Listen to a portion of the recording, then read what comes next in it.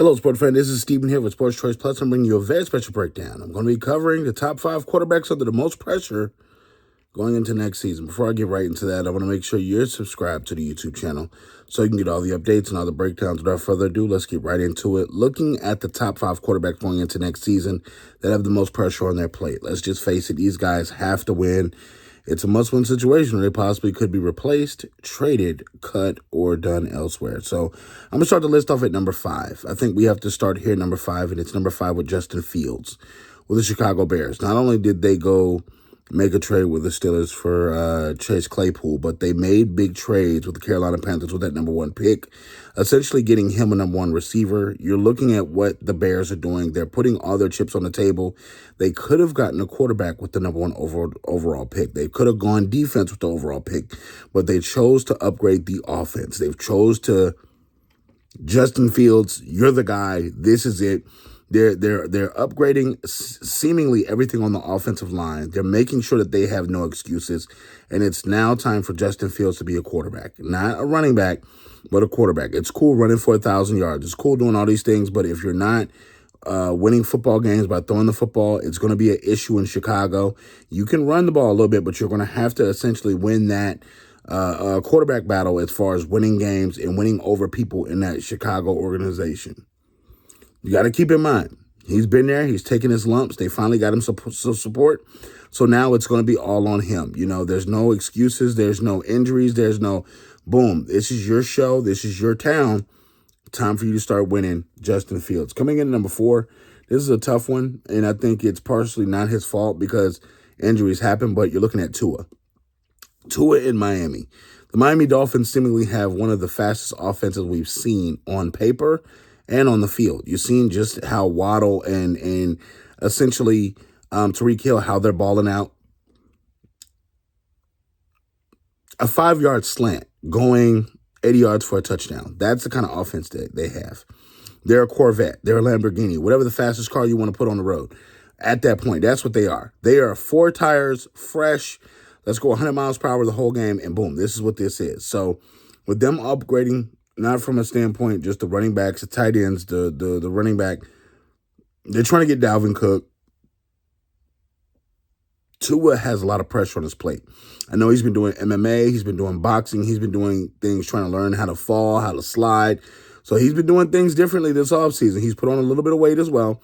But there's a lot of pressure at number 4 with him coming in at that. Coming in at number 3. I think Russell Wilson, we all know this. Russell with the egg that he laid last year with the Walmart ownership group buying the Denver Broncos. Now it's all the pressures on him. They have to get this right. Sean Payton is not going anywhere. If they have a bad season, Sean's safe. So they've paid him a lot of money. They want to turn around this organization. He's a quarterback whisperer. So they want to make sure that this team and this organization is run by the right person. So they're doing everything in their power to make sure that that's done.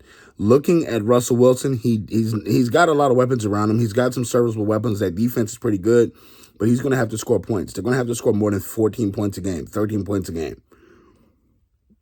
Critical.